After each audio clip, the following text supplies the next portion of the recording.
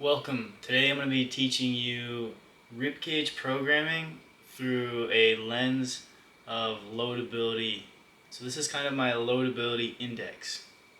Basically, I'm going to be running through all the three planes of motion, so sagittal, frontal, and transverse, in regards to the ribcage and how we might challenge an individual at that ribcage in those respective planes through a continuum of care, or as we see them as a trainer, how we might continue to challenge them through means of load. So, starting off with the sagittal plane, that's going to be flexion extension, okay? The very bare bones, most basic sort of exercise that you could give an individual would be a cat-cow. So this is sort of, very remedial, not a lot of load. You can't really add load to it. It's just going to be body weight. Another one that's sort of like cat-cow that you could think about like the McGill Big 3. We've all heard about it. That basically does the same thing that I'm going to go through here, but on the very remedial basic stage. So in the sagittal plane, the McGill Big 3 would indicate a McGill curl up, which is just a very light, no weight, small range of motion curl up. So one of that or the cat-cow, roughly same deal. Then going into the next one would be a physio ball rollout. So this is a better option than the next one in terms of more remedial, because the ab wheel, right, you're limited to the means of that small wheel.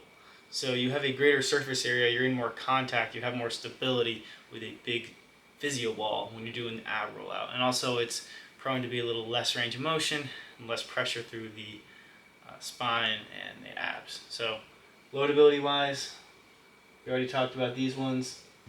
Next up, dumbbell pillover. Now we can load this up more. So still in the sagittal plane, dumbbell pillover. That can accomplish a good amount of load. I think you might be able to get up to like a 75-pound dumbbell, but after a certain point, it's going to get too challenging in that sort of environment. So how might we be able to add more load? Well, we could do a pullover machine. Some gyms have that luxury of a machine pullover. You can add plates onto that thing, and that can really challenge your ability to extend and flex within the sagittal plane.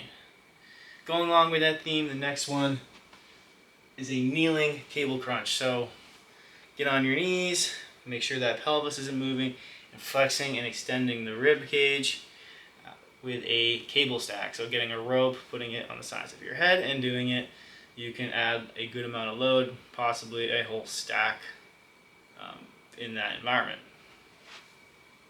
Next is the abdominal crunch machine. So pretty much the same idea as the cable crunch, but this time you can use a machine, so you're in more contact with things, you are more stable, but in this case when you're more stable, you can add more load. The problem with the physio ball rollout, yes, it was more stable, but you couldn't add more load. Like there was not a lot of load going through the abs because of that stability. But now we have the luxury with the ab machine of adding a ton of load.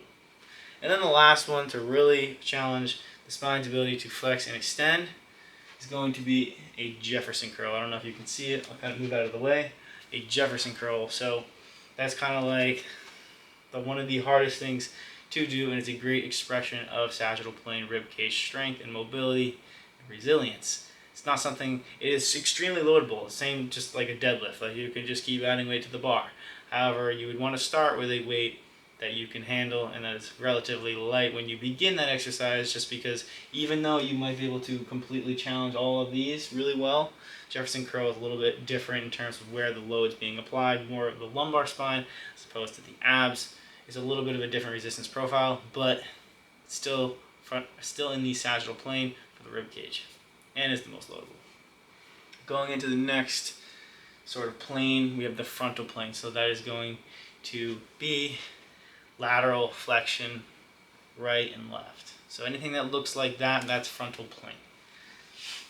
Very bare bones, most remedial sort of frontal plane exercise that you can program for someone was going to be a side plank. So anytime anything is static, not moving, so such as any sort of plank really, that is going to be most of the time easier than something that is dynamic.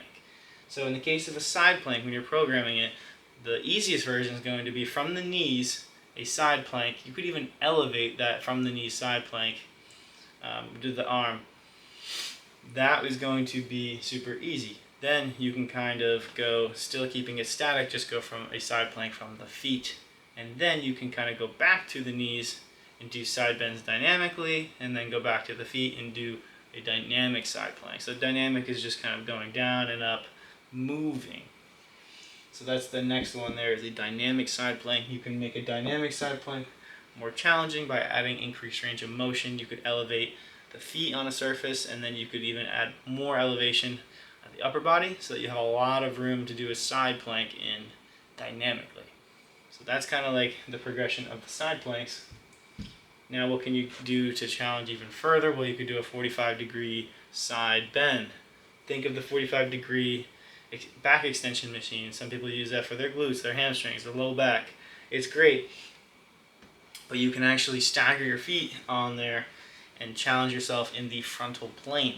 So that's going to be the next one that you could add more load to. And why would that be? Well, you can just hold a dumbbell.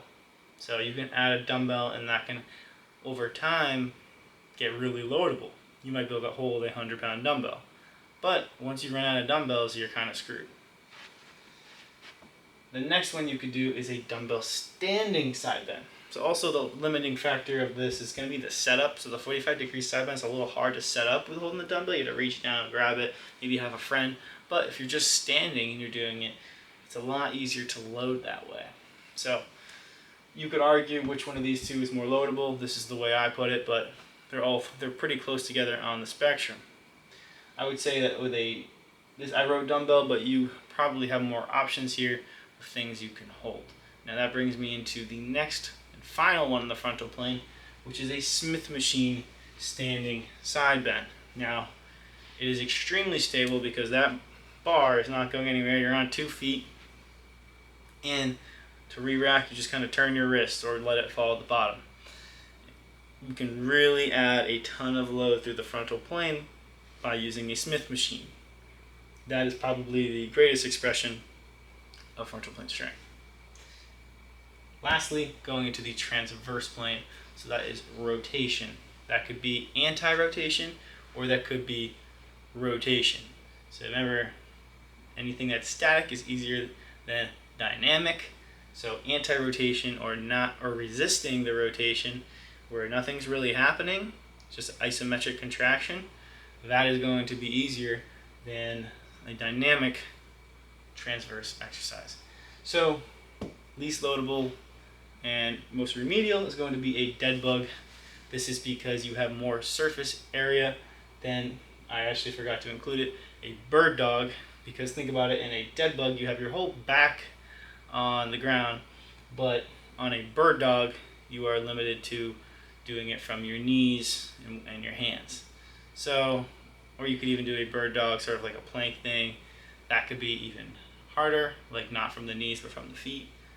But a dead bug, it's anti-rotation. There's no rotation going on, but if you're using opposite arm, opposite leg, or one arm, one leg, sort of on that spectrum, you can find the right challenge level in it that is anti-rotation.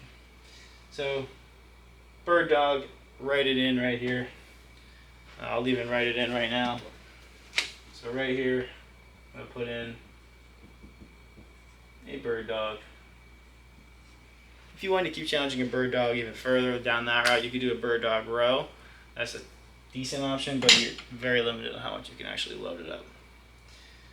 Next will be thread the needle. So thread the needle now, you could do it static or you could do it dynamic, but you are limited. You can't really add load. The only way you could really add load to it is through overpressure with a resistance band. So you could actually have it pulling you, and then you can kind of contract it with it. That would be a little bit more of a challenge, but thread the needle nonetheless. It requires rotation and a little bit of extension. So it's actually really good for storm mobility. If people are lacking it, I would say it's a little bit more of a challenge because of the extension and the rotation position you have to get in. Then a dead bug or a bird dog, you don't need all that. you're kind of in a neutral spine, but that's why I put it there. Now in terms of loadability, a pal-off press could come next. So a pal-off press, that is a good exercise to load. It is an anti-rotation exercise, but you can load it up pretty heavy. At a certain point, you're going to be stuck because you're limited by pulling it out and holding it out here. It's good for a starting place, but I'll probably want to progress pretty quickly to a wood chop. So a wood chop, you could chop down like that, or you could go through extension like that, depending on their back loading preferences. Some people prefer extension, some people lack extension, some people prefer flexion, some people need more flexion. Depending on the individual that's in front of you and their deficits, that's going to dictate what kind of wood chop you do. I would say most times people need extension, so I think a wood chop going from low to high, so honestly a great bang for your buck option, and you can load it up pretty well, although at a certain point it will get too heavy and not really feasible.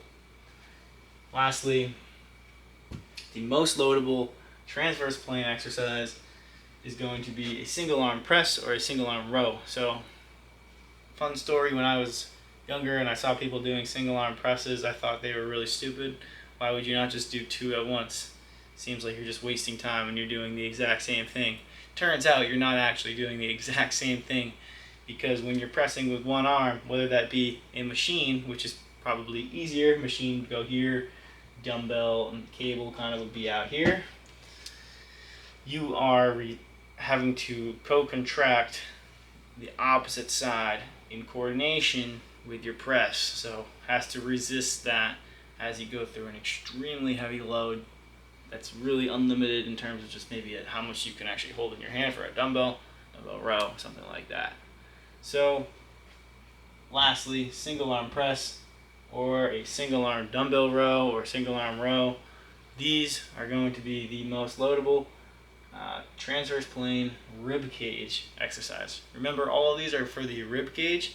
There are other sort of parts of the shoulder complex, such as the scapula and the glenohumeral joint, that require sort of programming similar to this, but today's purposes is the rib cage. And rib cage, most of the time you're going to get a lot of bang for your buck because it is the base, the foundation of which the rest of the shoulder complex follows. So it'd be kind of like not addressing the root cause of a lot of issues, or at least not addressing a certain big chunk of the pie if you have someone who's lacking mobility, whether that be getting into the overhead position or if they have pain and dysfunction.